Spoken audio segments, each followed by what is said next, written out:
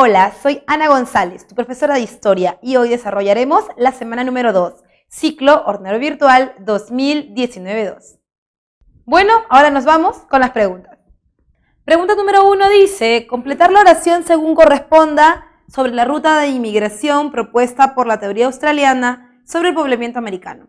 Según Antonio Méndez Correia, los primitivos hombres de Australia partieron de su territorio original navegando a través para alcanzar el continente de la Antártida. El paso por ese inhóspito territorio fue posible gracias al recalentamiento del clima en la región. Luego, este grupo humano alcanzaría el continente americano ingresando para establecerse finalmente en... Muy bien, una de las teorías que habíamos visto acerca del poblamiento americano era la teoría del profesor Méndez Correia. Pero si recapitulamos, nos vamos a enterar o a recordar, que en el caso del poblamiento americano tenemos 4 teorías que básicamente son las que trabajamos siempre. Una es la teoría del profesor Alex Hadlika. El profesor Alex Hadlika es el que nos habla acerca de la teoría asiática. Y por la teoría asiática, Alex Hadlika nos dice que el hombre llega desde Asia hasta América cruzando por el Istmo de Beringia. Ya sabes tú que el Istmo de Beringia forma parte de lo que conocemos como la Eustasia glacial. La Eustasia glacial es este sistema por el cual el agua de los polos de la Tierra se congela por la baja temperatura. Al existir una baja temperatura, entonces el nivel del mar baja, porque al congelarse el agua, este nivel baja y hace que el relieve marino se pueda ver por encima de esa poca agua que queda ahora. Esto permite que aparezca un puente de tierra. Este puente de tierra tú lo conoces como el famoso Istmo de Beringia o Istmo de Bering, ¿no? También que ahora lo conocemos como el Estrecho de Bering. Ahora, la diferencia entre un estrecho y un istmo, ya te lo había comentado, es esta de la cantidad de agua que existe en cada uno, ¿no? Mientras que en el istmo la cantidad de agua es menor, está bajo la tierra, en ciertas partes hace que aparezca un puente de tierra. En cambio, en el caso del estrecho está completamente cubierto por agua. Muy bien, entonces, dicho esto, vamos a anotar lo siguiente. Cuando hablamos de la teoría asiática, entonces hablamos de 90 kilómetros que separan entre tierra y agua al continente asiático del continente americano. Es lo que dice el profesor Alex Hadlika.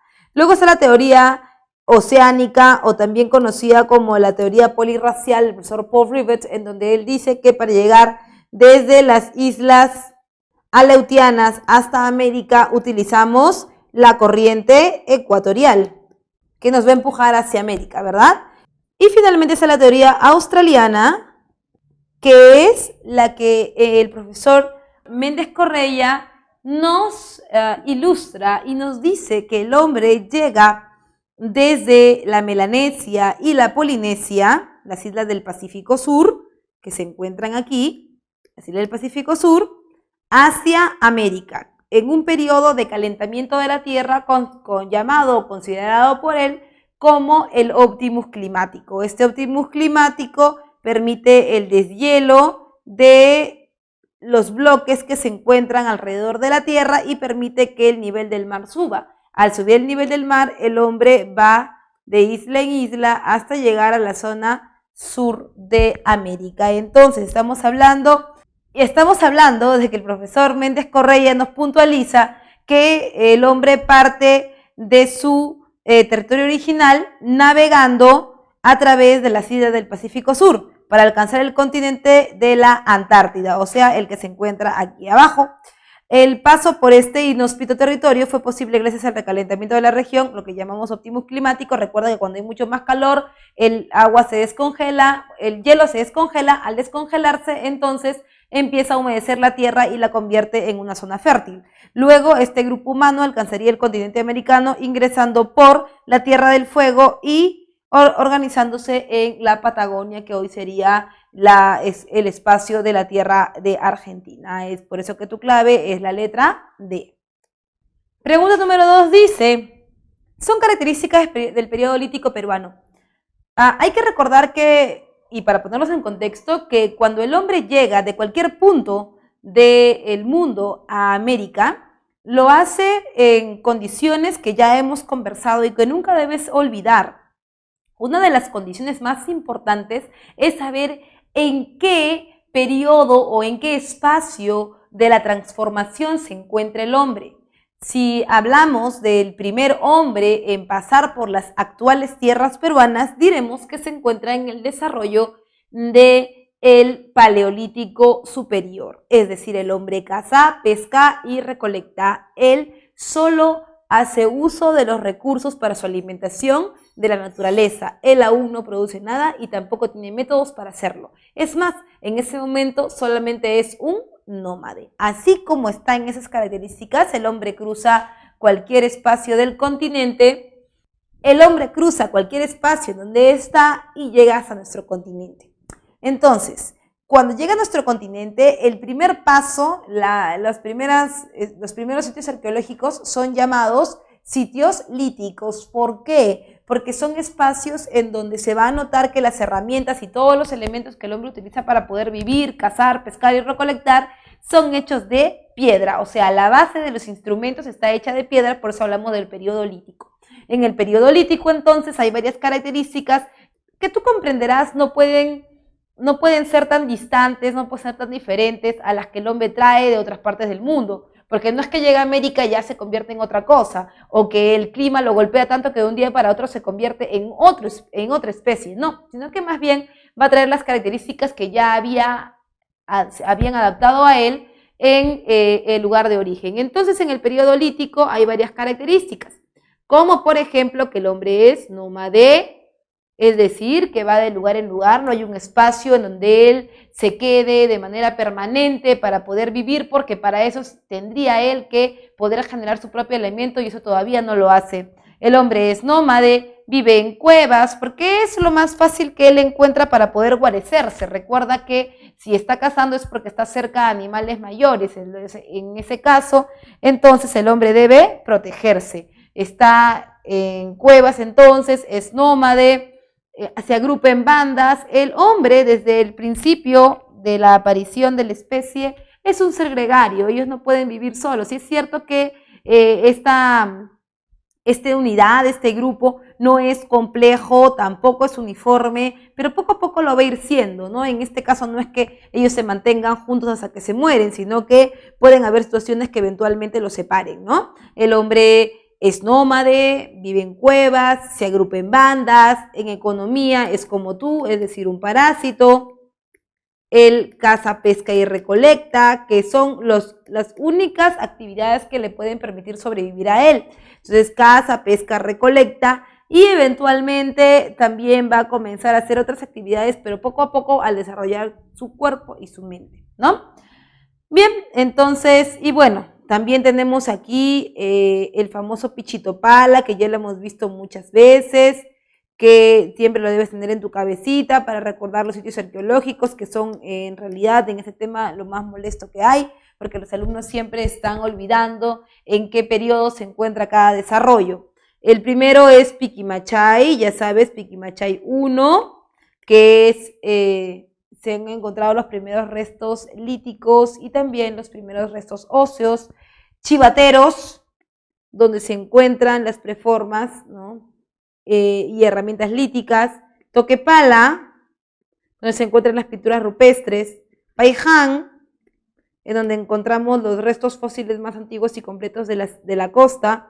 Y Loricoche, donde encontramos también los restos fósiles más antiguos de la sierra e incompletos. Entonces, teniendo los espacios o sitios arqueológicos y las características generales, vamos con la pregunta que dice: ¿cuáles son las características del periodo lítico peruano? Se inicia el desarrollo de la comunidad primitiva en los Andes peruanos, eso es cierto. Eso, profesora, de la comunidad primitiva, explíquemelo bien. Cuando hablamos de la comunidad primitiva, hablamos de ese espacio en donde todavía no hay una formación de Estado, todavía no hay una formación de sociedad. Y sí, es el primer paso que da el hombre aquí en el Perú para poder llegar hasta el desarrollo que luego vamos a ver con la aparición del sedentarismo. Surgen de las comunidades campesinas o ayllus. Surgimiento de las comunidades campesinas o ayllus. Eso es falso. Recuerda que las comunidades campesinas o los ayllus ya son espacios bien formados, son espacios bien desarrollados, que recién aparecen en el Arcaico superior. Dice que hay una economía basada en la depredación de recursos y en sus niveles de subsistencia. Eso es verdadero. ¿Por qué? Porque el hombre no produce nada, solamente ataca a la naturaleza y come de ella, por eso hablamos que es un depredador. En el ítem número 4 dice migraciones estacionales bajo el modelo de nomadismo o transhumancia. Cuando hablamos de las migraciones, hablamos de espacios de traslado de los seres humanos. Y es cierto que en este espacio, al final del periodo lítico, comienzan estas migraciones ya no de manera tan seguida. Ya no es que el hombre come y se va, sino que ahora poco a poco se va dando cuenta que el medio lo puede favorecer y comienza a comer del medio, comienza a beneficiarse del medio. Esta migración entonces está bajo un modelo nomadista, transhumante, en el que el hombre tiene que avanzar para poder alimentarse.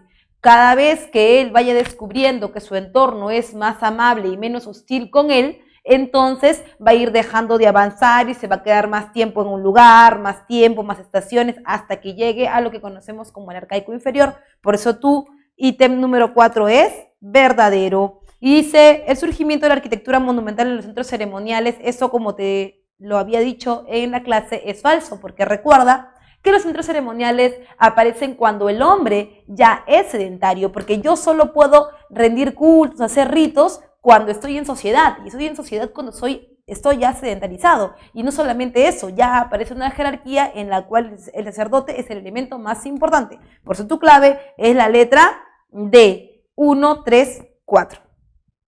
Pregunta número 3 dice, con respecto al sitio arqueológico de Telarmachay, ubicado en Junín, perteneciente al periodo arcaico inferior, y teniendo en cuenta lo planteado por el siguiente texto, podemos afirmar que en cuanto se refiere a los camélidos, se infiere que fueron seleccionados debidamente por el promedio de edad. La existencia de huesos de animales recién nacidos es igualmente otro indicador, pues es sabido que estos mueren en cautiverio por infecciones ocasionadas en los corrales. Siloas y Fuentes, año 2000.